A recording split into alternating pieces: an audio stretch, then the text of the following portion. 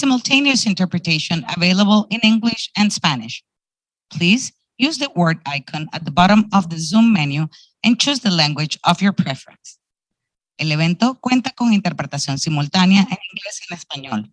En el icono de mundo en la parte inferior del menú de Zoom podrá seleccionar el idioma de su preferencia.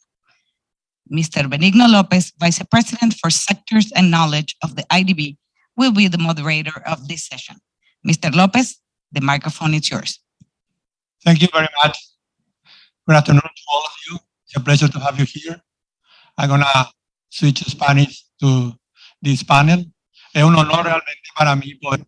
It's a true honor to be able to moderate this panel with distinguished ministers of finance of the region.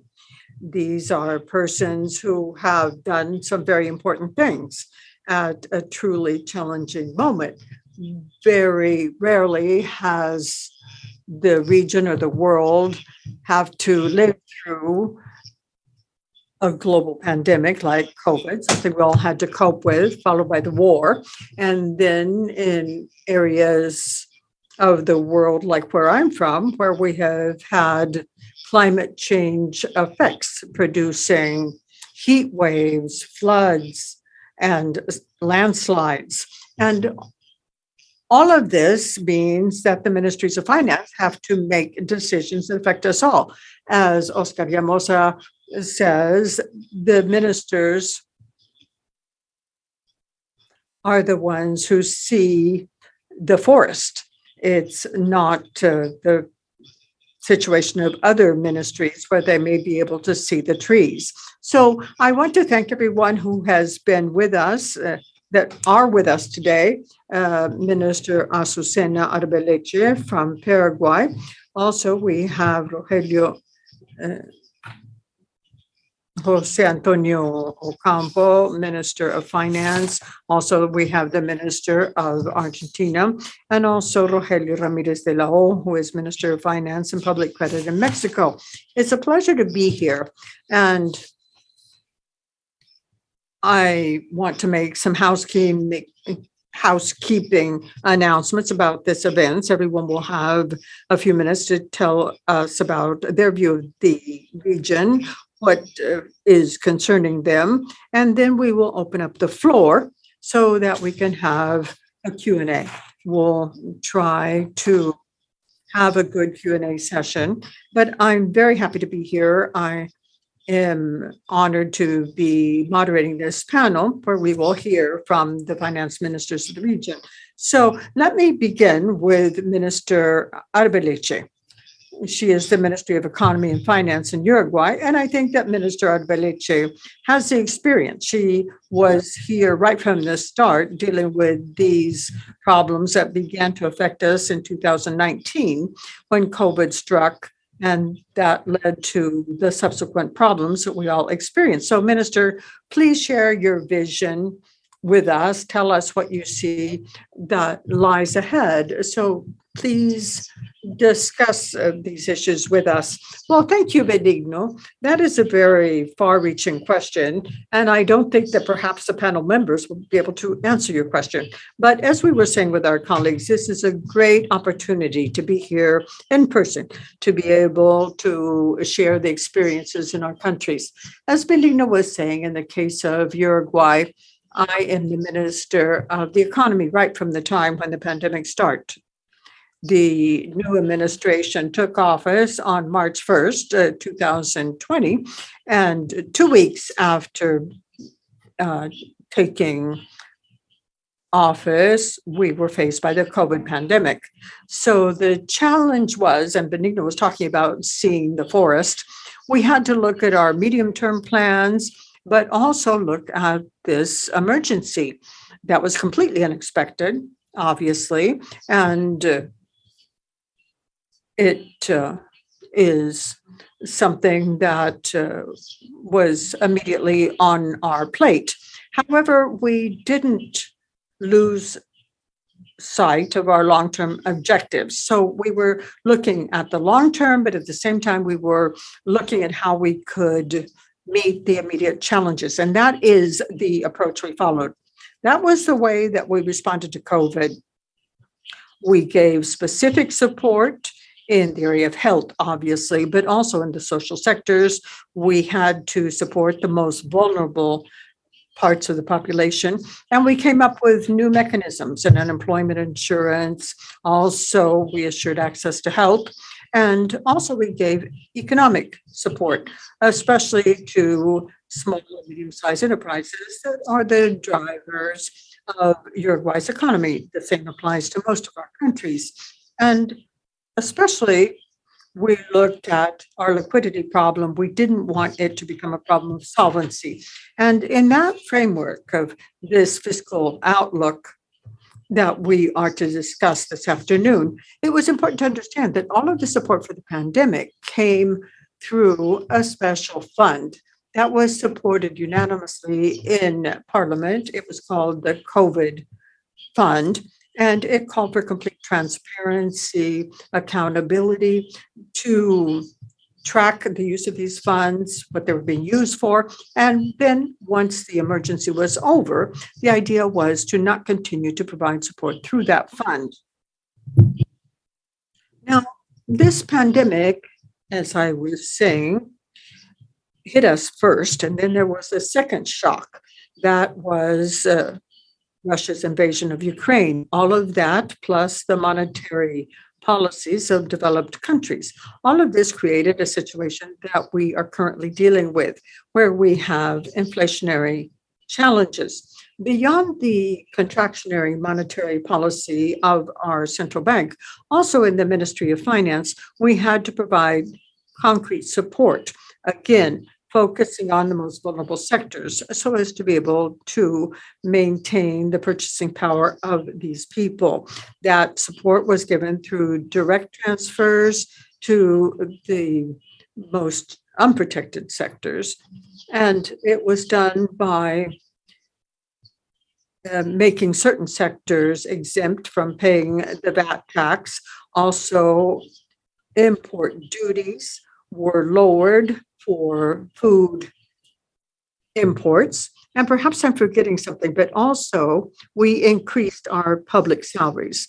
So we came up with this short-term response to the situation.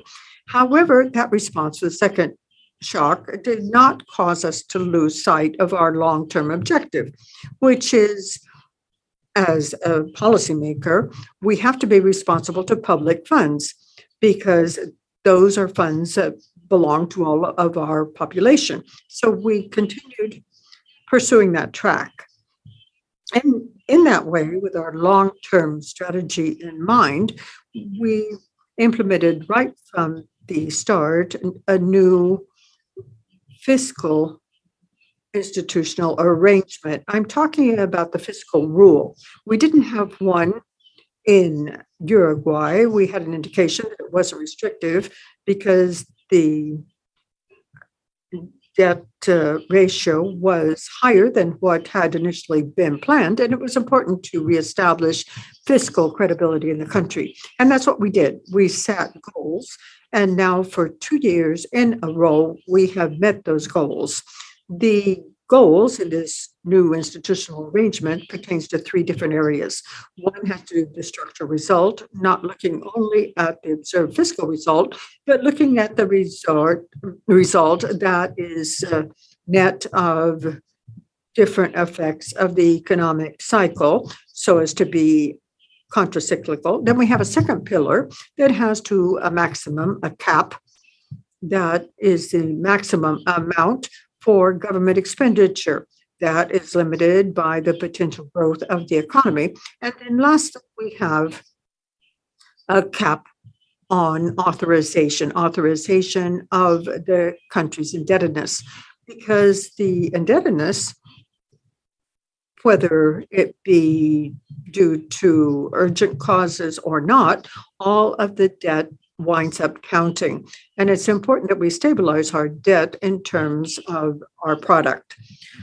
So all of this together, this prudent fiscal management, where we were careful with the money received from our taxpayers.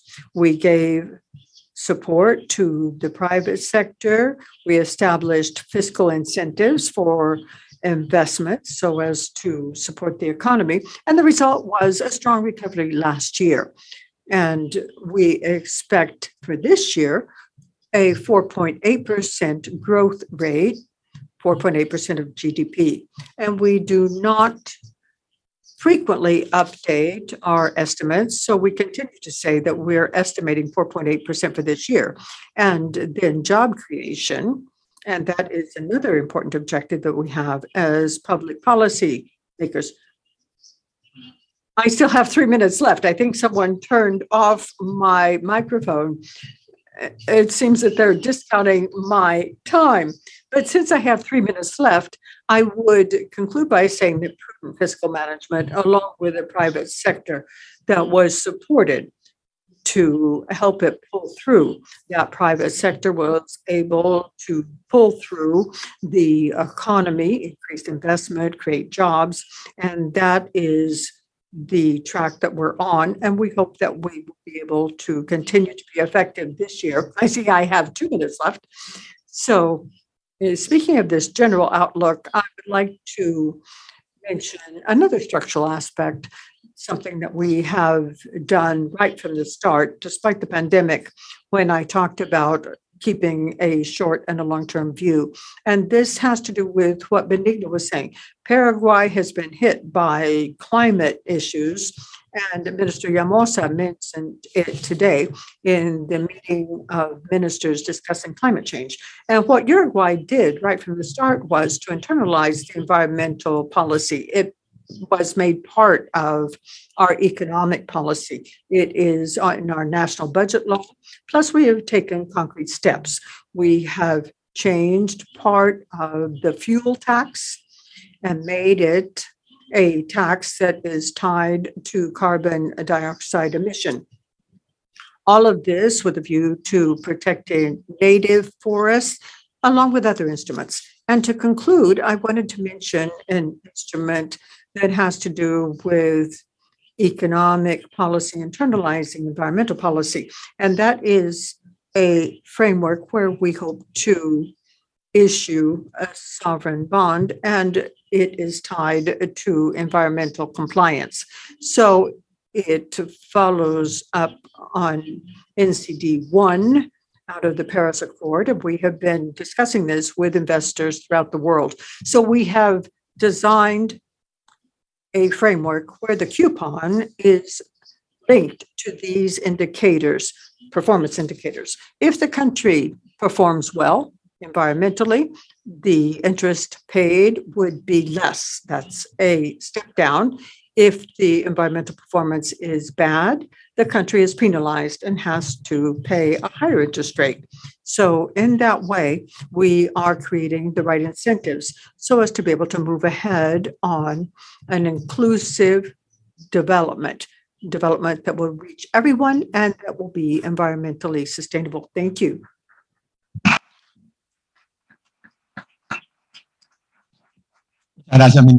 Thank you very much, Minister.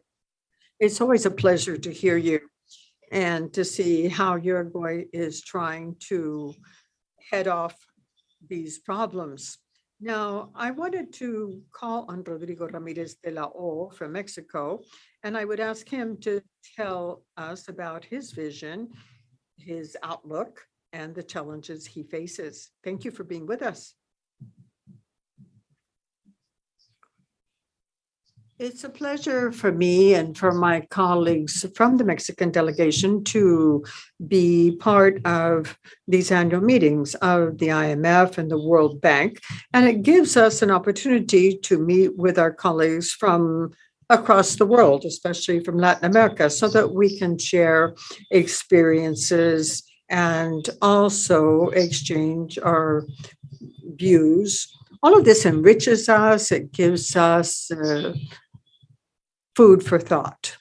So I would like to share with you our vision for Mexico, tell you how we see this post-pandemic cycle and the challenges that it brings. And I'll give you a bit of background too.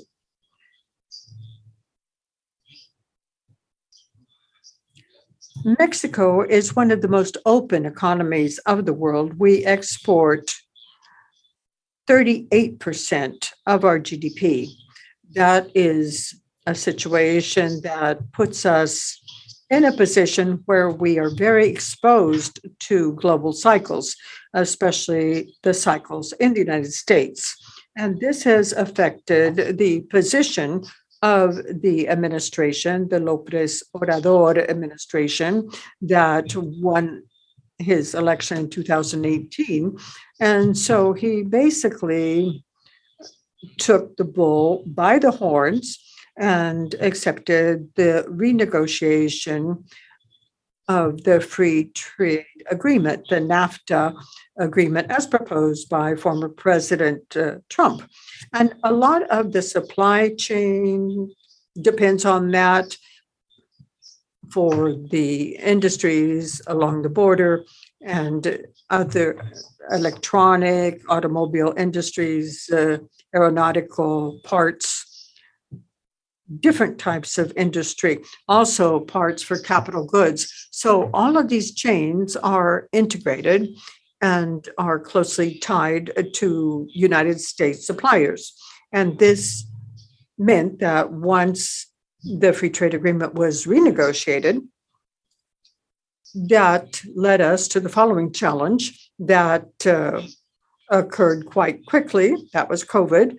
And the US government was insisting that we should quickly reopen certain production lines, especially in the automobile sector, so as to resume productive activity as soon as possible. And this was in the spring of 2021.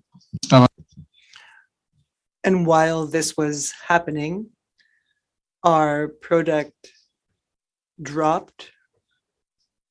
The economy's exposure to global exports and supply chain interaction, it was affected in a way that was unprecedented. It fell by 8.2%, something which had not happened with the tequila crisis or any other previous crisis.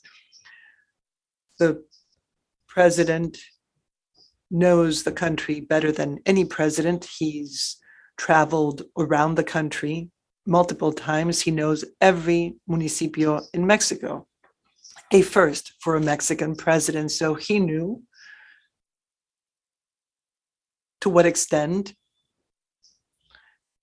a redistribution policy could be channeled, one based on fiscal benefits, and he understood that the bureaucratic cost of this redistribution would be prohibitive, and designed a direct delivery system for benefits and redefined the benefits framework based on the general situation. So the benefit aimed at senior adults was made available to everyone. Felt that having proof tests or means tests would be too costly.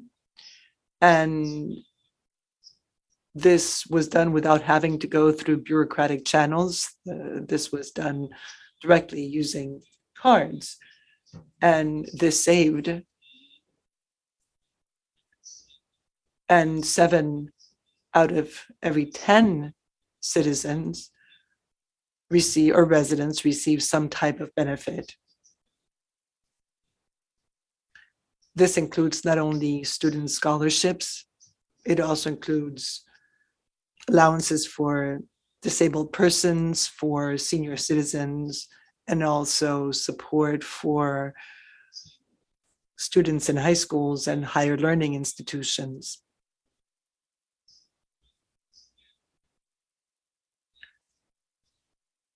It also provided means for young people to be involved in the productive process. This was paid for by the government.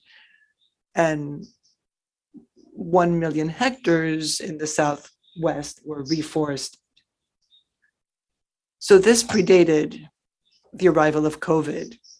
And maybe it is the reason for the fact that Mexico was one of the countries which perhaps had the best reaction to the pandemic, at least based on social protests, but families had resources they could avail themselves of to offset the effects. So the government redefined an ambitious agenda for infrastructure projects, something which had not been seen since the early 80s.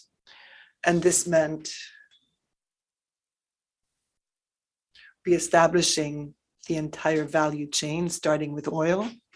This is a very expensive proposition, especially the refinery of crude oil is capital intensive, and it had been neglected. So it was necessary to reestablish that section of the chain with benefits. The benefits in the medium and long term will more than offset the costs. Not only that, but Mexico also focused on reconnecting small communities. In some cases, all they needed was 10 kilometers of roads in order to have access to a main highway. So we focused on building these roads, and this is labor intensive, and the work was done involving the residents directly. These are concrete roads. The government provided the cement and the equipment. Things worked well, and we were quite surprised to see how quickly the work was completed. I will distract you by mentioning two things. Mexico is a country which currently does more on the supply side than on the demand side. We are observing global inflation with concern. We have seen how in some countries, inflation is arriving on the supply side. It's going to call for significant interest rate hikes, and those risk provoking a major recession. In Mexico, inflation is imported, and that is why we're acting on the supply side. So we are promoting the production of corn, beans, soy, vegetables, and we are opening up the economy in a way that is unprecedented as far as food imports are concerned. We are lifting non-tariff barriers to imports for a select group of companies which hold 80% of our food distribution network. And the reason we're not doing more is because this is where we find there's a strong concentration, and this, in a sense, is a pilot program. So we have to see what happens between now and February 2023, which is when it will be completed. The other thing I'd like to mention, I'm sorry, the interpreters have lost the audio. It's back. So in our fight against inflation, we are looking to first stabilize the rate, which is currently at 8.7. We have invested 1.5 percentage points of GDP to stabilize gas prices.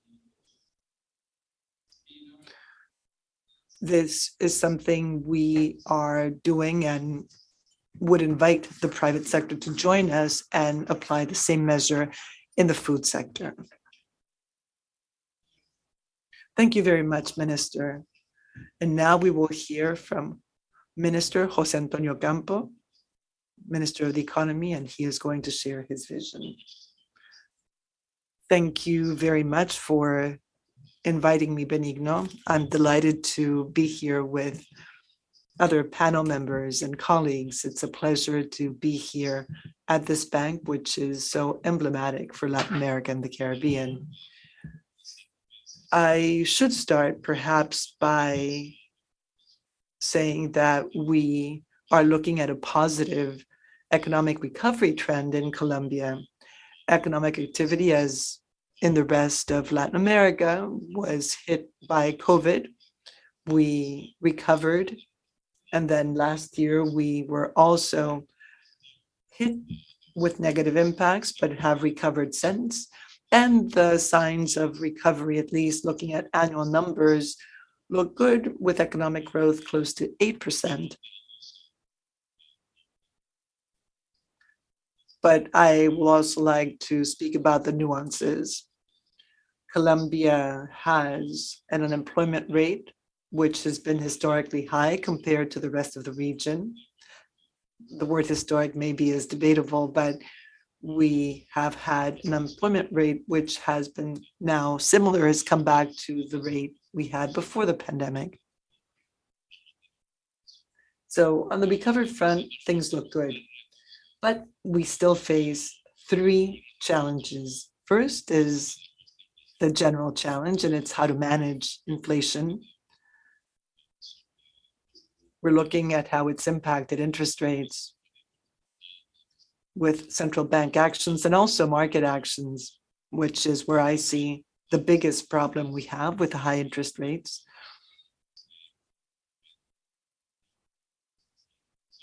So we will have to adjust them as inflation unfolds. So we have some who say that we need to look at the demand side, and others, and I'm one of them, believe that this is a supply side issue, and in two ways. First, the transmission of this negative international shock, if you will, which has impacted food prices, especially grains, some oils, and fertilizers as well, and obviously fuel. So it's been a negative shock. In addition to that, we have to look at the size of inflation, which is leading to indexation issues with prices and salaries. Again, that's still on the supply side, not on the demand side. So it's inflation that is very hard to address using monetary policy, and that's perhaps a controversy I have with my colleagues at the Bank of the Republic. But for us, for the government, it's basically a supply side issue.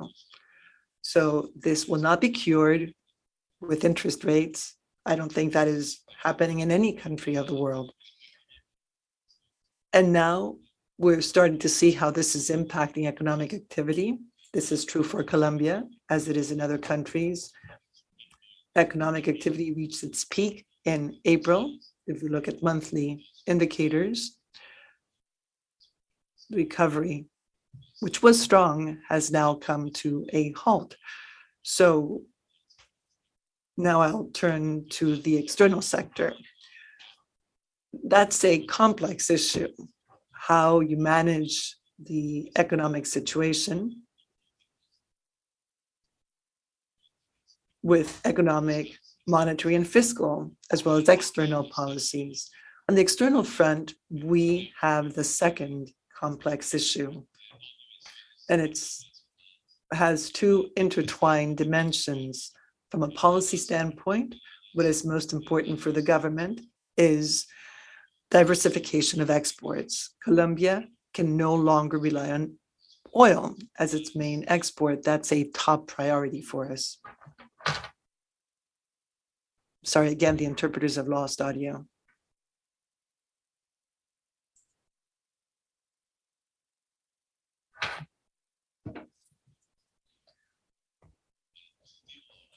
Now we have other alternatives.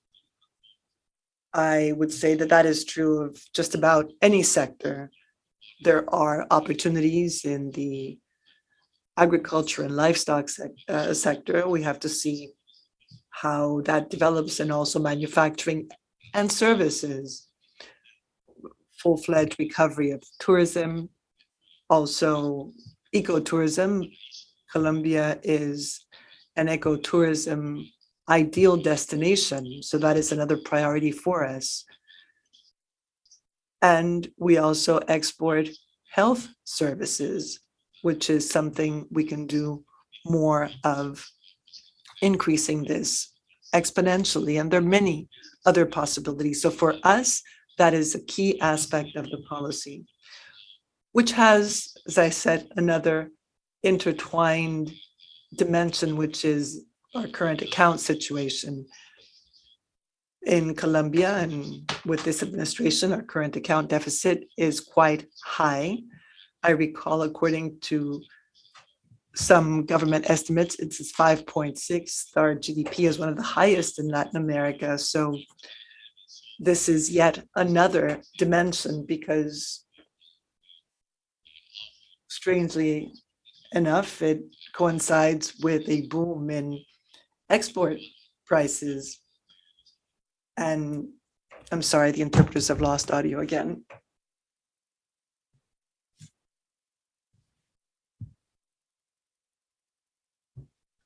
My apologies, we have no audio in the booth. It's intermittent. So the largest increase was in machinery and equipment. So this is a positive element. It's a consumption good. So one of the explanations is that given the slowdown, the government has adjusted its target, which is bringing the deficit to 4% of GDP, which seems to be a sustainable level for the country. And the third challenge is on the fiscal front. The pandemic, as it did around the world, generated a significant fiscal deficit in 2020. Public debt reached its highest level in Colombia's history.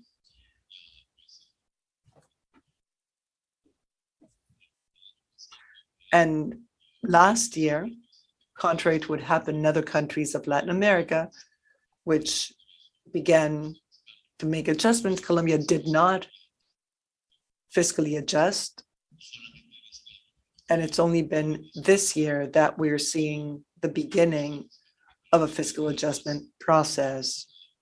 To boot, Colombia has some fiscal laws which were not enforced over the past 3 years, but that is something this administration had to do, and I had to do this as minister. So we had to enforce fiscal laws, and this brings more challenges as we consider multiple factors, which includes our oil price stabilization fund. So we need to bring the deficit from 7.1% this year to 4.3% by next year. So that's 3 points of GDP, which is not going to be easy. And I think other ministers of finance on this panel will understand, as will the audience. So it's a major adjustment at a time when social demands are significant. As others have said, we had a strike last year, and we've also seen the outcome of our presidential elections. So this president brings an ambitious social compact. There's a proposal for a tax reform, which is the first task I will have to tackle. As you can understand, it's not an easy task. And the point is, since the fiscal adjustment is committed, then now we need to see how we fund social programs that are in line with the government's priorities. So this includes education, health, also agrarian reform. It's part of the peace accords with the guerrillas dating back a few years. And we had other programs that are part of that as well. And there are other areas that I won't go into now, but the tax reform covers 3 elements. One is reducing tax benefits significantly, and this includes natural persons, businesses, and others which will be losing their tax benefits. And in the case of individuals, there will be a tax on wealth or on equity. Colombia has a long-standing tradition of taxing assets, personal wealth. It's only been 4 years that we have not had such a tax, so we will be reinstating it. And for us, this is part of our tax reform process. The second element involves special taxes on sectors that are currently in a boom, which is oil and coal. As I say this in public fora in Colombia, whenever we had a boom in the coffee sector made special contributions, and now it's oil's turn. There are a number of other elements, but since I don't have much time, I'm almost at the end of my time, I do want to move on and mention the last element, which is fighting tax evasion. It's a major issue. Our tax administration has been making some headway, but we need to do more. So if we look at the relative contribution to the reform, they will come from special taxes on oil and coal, and these are taxes that will gradually decrease, assuming that again, the interpreters, I'm sorry, we have lost audio in the booth. There seems to be an intermittent problem.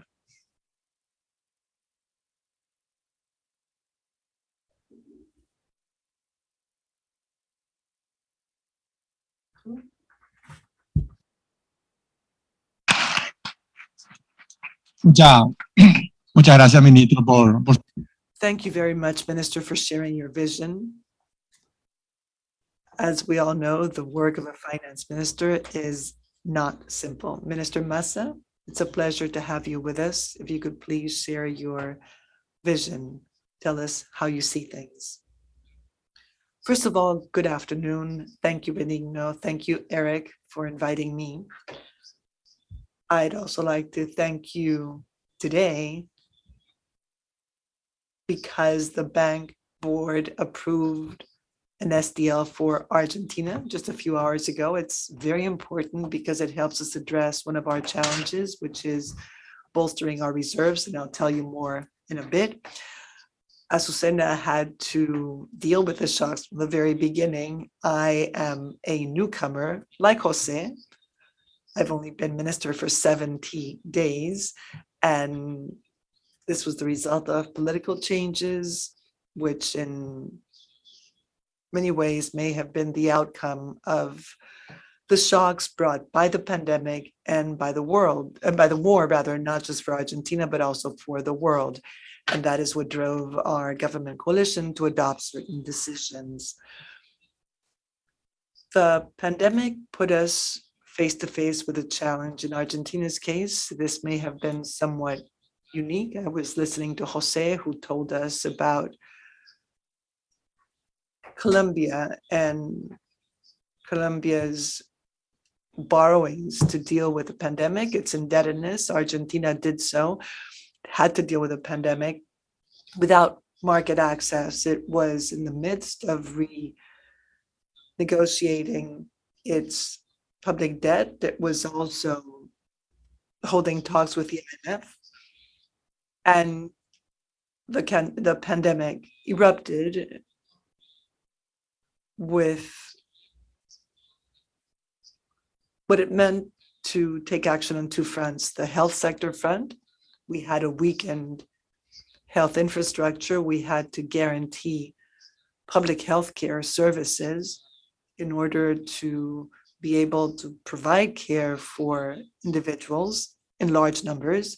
And there was a second challenge, which was maintaining employment levels. And those two things were done using treasury financing, public policies. We had the ATP, which was a program which protected all jobs. No jobs were lost in Argentina during the pandemic. Also, we had a healthcare financing system which enabled us to protect and also promote balance between the public and private sectors as far as healthcare was concerned. During the pandemic, Argentina built 6 hospitals and 170 healthcare service centers, treatment centers, and this enabled Argentina to achieve reasonable results and to emerge from the pandemic with jobs that had been protected and also with a healthcare situation which was the result of this. And emerging from the pandemic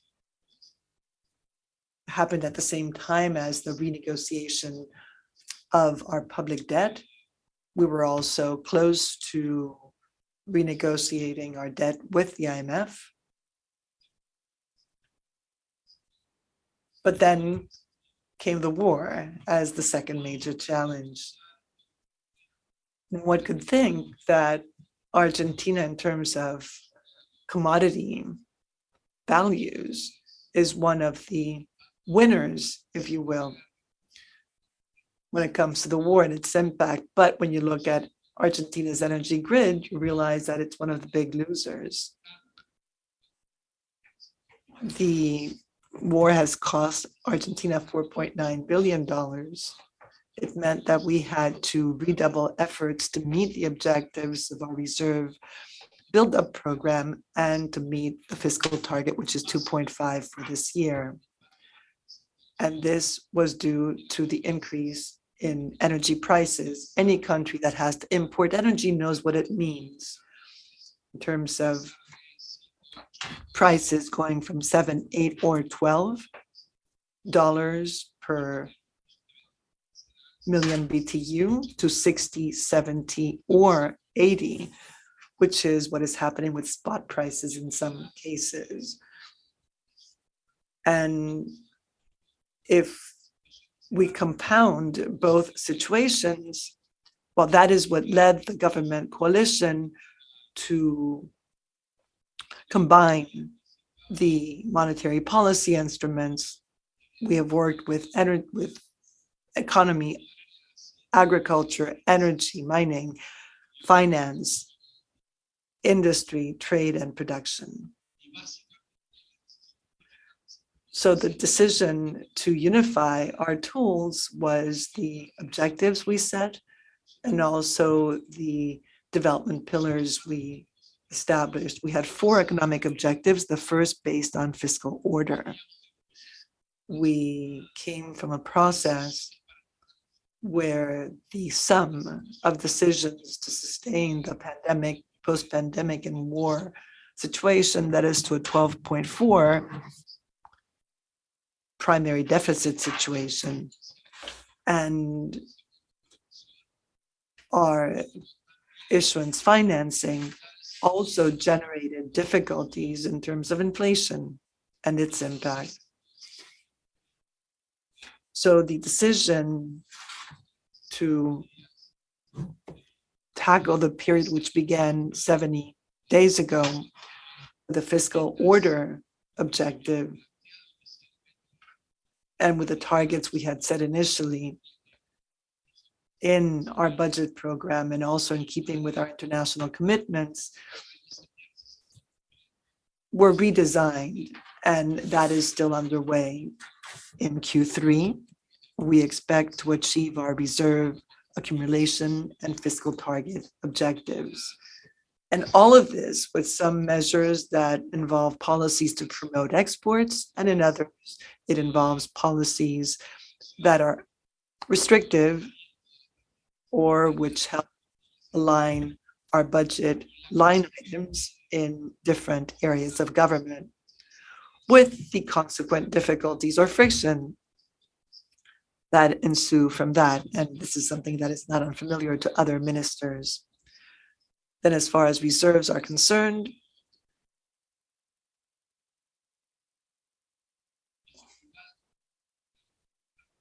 we faced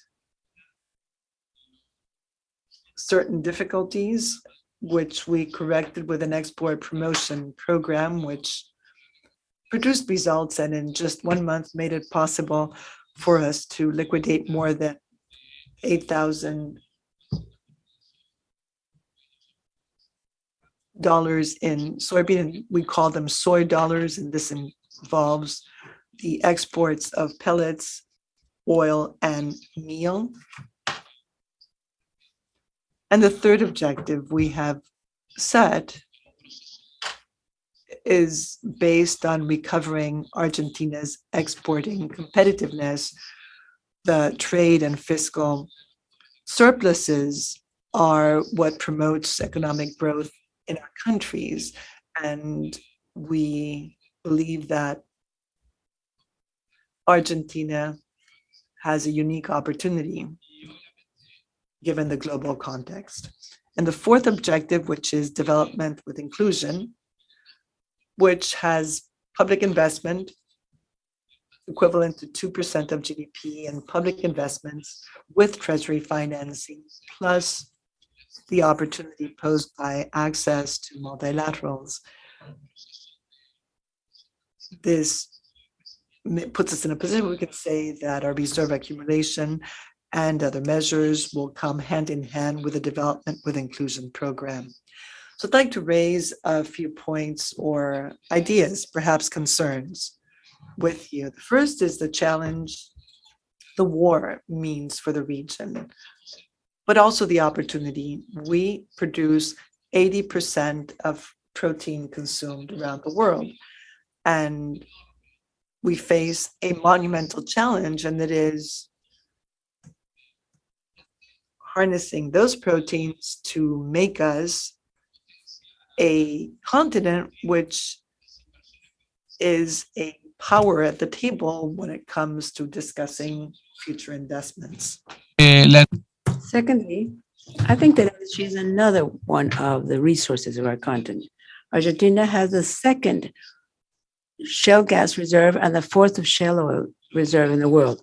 But obviously that needs an intensive investment and infrastructures, 170 years of accumulated reserves, which could be an opportunity to market not only to the border countries. We have started the export mechanism again with Chile quite strongly, but also for the rest of the region and the continent. But they do require an infrastructure, and that is a challenge for the Inter-American Development Bank and the other multilaterals to see the regional infrastructures in order to consider that the resources we have can become a wealth for our region. Because often our countries in minerals and energy are rich, but we don't have the possibility of transforming those resources into wealth. Argentina, Bolivia, Chile, Mexico are the first world reserve of lithium in a world where minerals in some way are going to play a key role in the technological development process. Not only lithium, but copper and other rare minerals are going to play a key role. Our continent also will have an opportunity there to consider the need of infrastructure so as not to be a provider of raw material, but to provide raw material with added value so that our resources can somehow turn into wealth and a better quality of life for our citizens. Likewise, we have the same with the knowledge economy. Technology has a huge demand for human capital, and our continent has the most prepared in terms of training. Argentina is investing 5 to 6% of their GDP to prepare educational systems, promotion programs in technology, and training programs for 300,000 students in the process of sale of services, as our colleague from Colombia mentioned. So the knowledge economy, minerals, these are all the sectors where Argentina will have the opportunity to recover from the external assets formation processes, which someday we will have to talk about in regional terms, so that those citizens who evade taxes in our country will not find in the US banks their refuge. And I also think it's very important that we somehow have the possibility of talking about what the multilaterals represent. What's the balance with the rest of the multilaterals? It's absurd for the IDB as a development institution to say that we have the possibility of accessing infrastructure investments, which in our country otherwise would be impossible.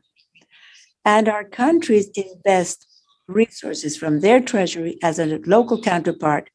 And when we analyze the fiscal goals in other multilaterals, the investment for development done by our countries is seen as a deficit because that places our countries in a position where they have to be poor.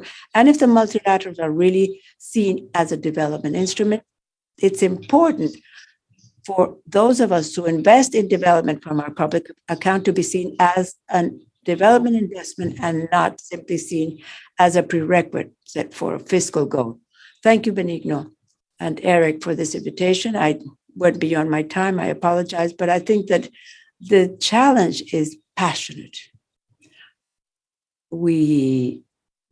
Those of us who have the responsibility of public policies face this, and I think that the IDB plays an important role here. Thank you very much.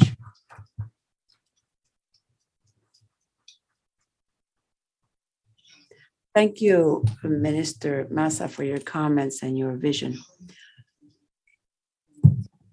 Y finalmente paso al ministro Clarke. Gracias, Benigno, por invitarme y buenas tardes a todos.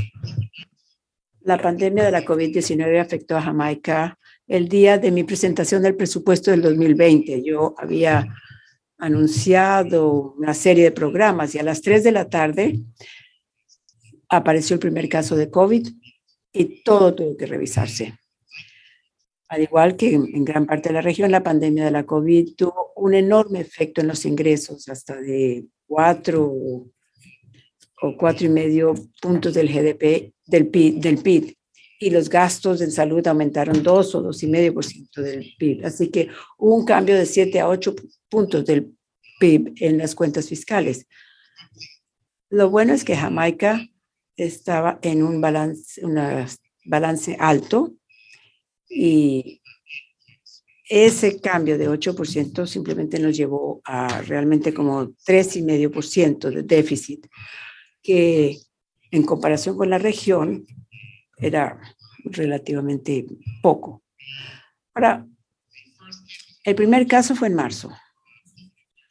El grupo de trabajo de recuperación de la COVID se nombró y yo lo presidí como ministro de Finanzas y tuvimos representantes de todos los sectores de la sociedad, el negocio, academia, los sindicatos y diferentes ministros del gobierno. Y para junio del 2020 habíamos preparado un informe de 100 páginas sobre la estrategia que utilizaríamos para manejar la crisis. Yo en ese documento indiqué los principios que regirían la intervención del gobierno muy claramente desde el comienzo, y algunos de los principios descritos eran que nuestra intervención sería sencilla de entender, temporal, dirigida hacia los más necesitados, indicando que podríamos subsidiar a la gente, pero que no podríamos subsidiar a las empresas. Y quedó claro que en la medida en que se requiriera más intervención, favoreceríamos las soluciones basadas en el mercado. Y habiendo the very beginning of the crisis, how we would seek to intervene, it made the ensuing 2 years easier to navigate.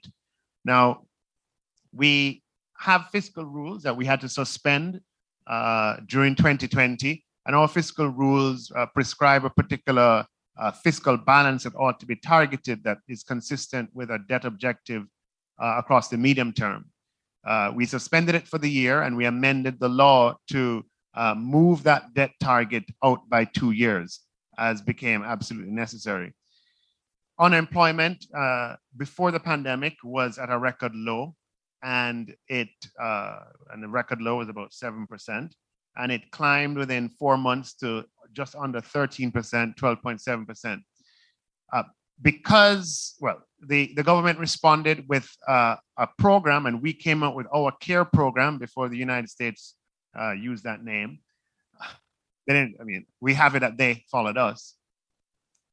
But we had a CARE program that was our primary vehicle to respond to the social and economic impact of the pandemic, where we provided unemployment support to persons who were displaced as a result of the pandemic. We did not have an unemployment system before this. We had to improvise, and we used a web-based solution that was constructed within 4 weeks. And persons could apply, put their information on, and we would check it with their company, who would also supply information. And if there was a match, they'd receive a check in the proverbial mail. And we had a number of other sectoral grants that were targeted towards groups who were affected and who were vulnerable. On the external front, Jamaica is a tourism-based economy, and our tourism, our foreign exchange inflows dropped precipitously. And that was a big threat because it could have exacerbated, crisis through the balance of payments channel. We had a commensurate fall off in imports, as tourism is very import dependent, and we made sure that we had a flexible exchange rate, and so we took the adjustment through the exchange rate pricing mechanism rather than through any other artificial means. During the crisis, we used it as an opportunity to differentiate ourselves, and we continued to pursue institutional strengthening and reform, notwithstanding the fact that people were working from home, people were displaced and couldn't congregate. So we had made a policy commitment to make our central bank independent. We followed through with that in December of 2020. Our central bank became independent, and a new mandate was established in law for them to focus on the targeting of inflation and a deepening of monetary transparency by making more information available to the public, a deepening and strengthening of governance as well. We also passed legislation to put in place an independent fiscal commission, which became the guardian of our fiscal rules. So despite the crisis, we used the opportunity to strengthen Jamaica's monetary and fiscal arrangements. Our output collapsed by 10% during the pandemic year. I mentioned what happened with unemployment, and our debt went from 94% of GDP to 110 as a result of the collapse in GDP. 2021, we experienced a very strong recovery. In the fiscal year 2021, the economy recovered by 8.1% of GDP, and by 8.1%, I mean. And we took the view that we would rather tighten with the winds behind our sails than wait until the wind had died or the wind had reversed to do the fiscal tightening. So we re-engaged our fiscal rules in 2021, earlier than most of the region. And we, in the back of or supported by the strong growth. And the economy grew, or is expected to grow, by about 4.5 points this year. As a result of it, comparing Jamaica today, 2022 versus 2019, our debt is lower than it was pre-crisis. Our unemployment rate is lower than it was pre-crisis. And our output in real terms, we are likely to achieve pre-COVID levels of economic output by early 2023.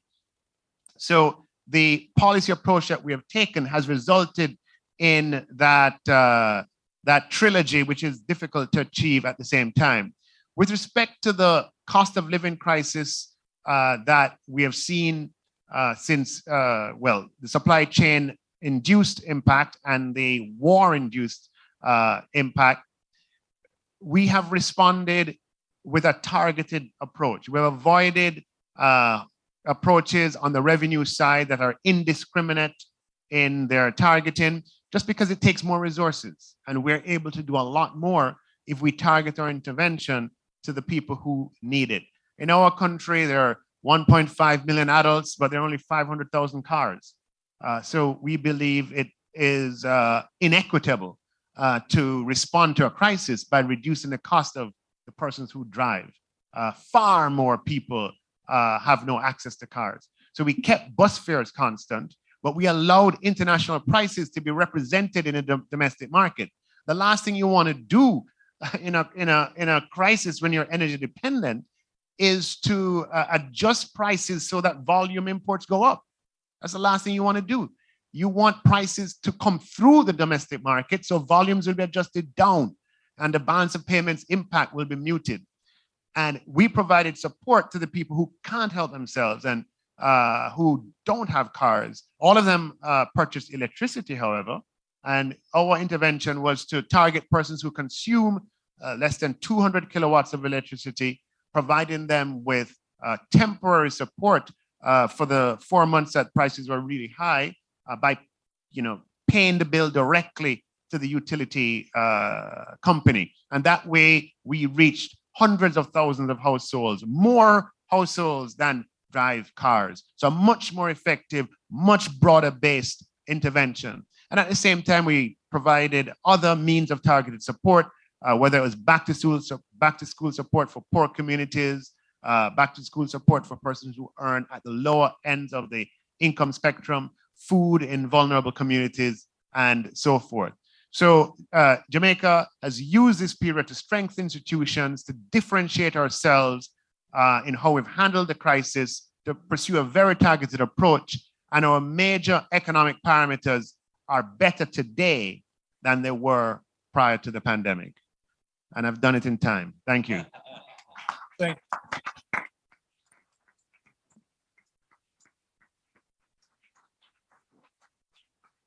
Thank you very much for your inspiration words. Llegamos casi al final. Yo creo que escuchamos de muchas cosas que hacen. Sorry. We have a series of problems. We see the question of the inflation, the interest rates, the transparency, the integrity, the exchange rate, the transformation processes. I really think, Eric, that we have to have meetings like these more frequently because the people that are here and the people that are following us learn a lot of what actually happens. The ministers are the ones that are out there playing the field, and we can learn a lot from them. We had a couple of questions, but unfortunately we have no time. So taking advantage of the fact that aside from ministers, they're governors as well. And I've lost our speaker.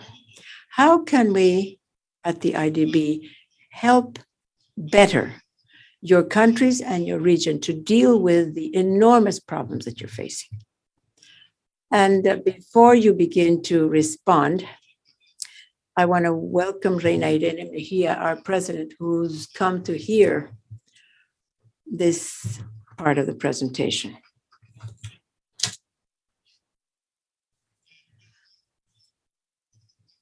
If you can give you an idea, everyone will have 2 minutes to finish it up. First of all, I believe the IDB is an incredible institution. It's a reservoir of knowledge and technical skills that all countries in the region can benefit from. I think that I for one have I'm very supportive of the capital increase geared towards the private sector.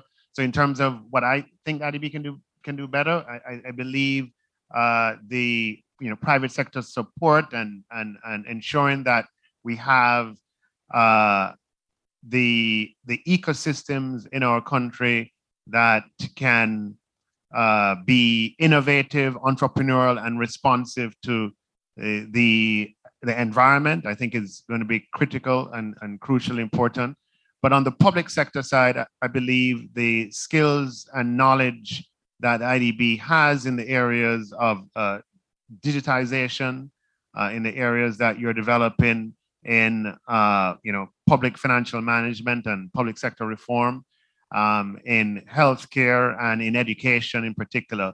And I think making this knowledge and these skills are continuing to make this available to our countries, something we very much appreciated, especially at this time. And then continuing to find ways, certainly speaking for the Caribbean region, risk transfer instruments that allow us to navigate the climate crisis in a way that protects fiscal sustainability, even in the event of natural disaster. and continue to innovate in that area, I believe would be quite helpful. Thank you very much. Gobernador Ramírez de la O, su reflexión final, por favor. Thank you very much. Mexico has an enormous amount of experience with working with the IDB, particularly in Southeast projects. We would like reinforcement of the IDB's presence in those projects, which include a combination of investment in green projects like planting life, infrastructure projects like the Huatepec corridor between Huatzecualco and Cisalina Cruz, and financing of the customs modernization and ports modernization, and the liquefaction plants for natural gas in each one of those ports. That would be infrastructure that would allow us to grow as we've never seen in the region of the southeast of Mexico. Thank you very much. Thank you, Governor. Governor Ocampo, your final comments? Well, I would begin by saying that aside from the long-term ideas that several colleagues have mentioned of infrastructure and social development and growing green economy, I would like to highlight what Minister Clarke just said. This institution has to be capitalized, not only for private investment, but for the public investment as well. I must say that one of the most important activities done by development banks has been financing during crises like the COVID crisis and this year's crisis, which is the last lack of access to capital markets due to the exit of the capitals of emerging economies. So that is a counter-cyclic task of the development banks. And I've talked and written a lot about, that's one of the essential tasks of the development banks, and that would include the IDB. More so, if the IDB does not receive capital, it's going to stay behind based on the international trends of capitalizing development banks. So, though the IDB has played a very important role financing during crisis, it might have been able to do it even better had they had more resources. So I think that this is ideal. It's one of the essential tasks, and hopefully with the next IDB president, they'll be able to do that capitalization. I mentioned to the government of the United States once again that the government of the United States must contribute to the IDB's capitalization, because without the support of the United States, there will be no IDB capitalization. For us, that is an absolutely essential task. And finally, I would say that someone, and I won't say who, asked me what should be the qualities of the new IDB president or the new president of the IDB. Well, I'd say too that they contribute to unity of this diverse region we're in with the different political ideas and economic differences. I think that has to be one of the qualities. And the second, I'm sorry, the interpreter apologizes, we've lost what he said. It would seem it's very important that this be done very well, but we didn't hear what it was. And maybe I forgot to mention, as Minister Clarke said, that one of the things that has been very productive in the IDB in the last years has been improving their analytic capacity. I believe that the IDB studies are more and more interesting and important, and I think that that has to continue to strengthen. Thank you, Governor. Well, let me see. First, I have no doubt that I share Clarke and Ocampo's opinions. We have to capitalize the IDB.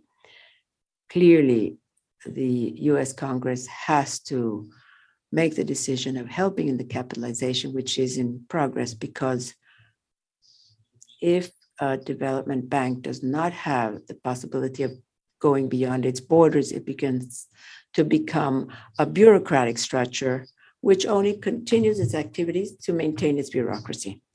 And I think that that is key.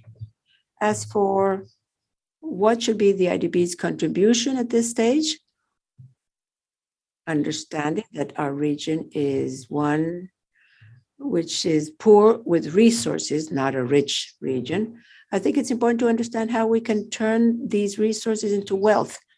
And there are two ways. One, where many of the investments in infrastructure that the IDB is already doing have to continue, choosing the priorities.